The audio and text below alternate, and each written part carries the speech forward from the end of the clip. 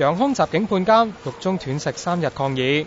曾經參與8·9民運，被內地囚禁15個月嘅網上電台總監楊康，尋日上庭仲着住件舉起中指圖案嘅 T 恤。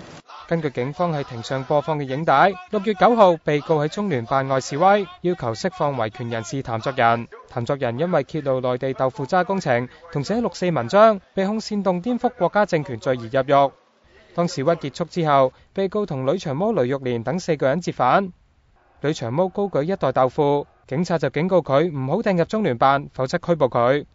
女警屈思韻制止，楊康就出手阻擋，又問佢警員編號，期間扯甩咗對方嘅肩章。裁判官認為楊康係報復泄憤，蓄意扯爛女警嘅肩章，判佢監14日。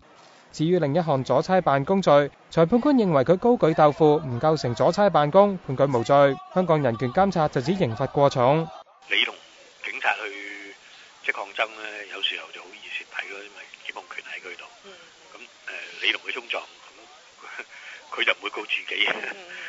楊康不滿法庭裁決，偏幫警方，決定喺獄中斷食3日，只係飲水同流質食物，希望更加多人關注警權過大嘅問題。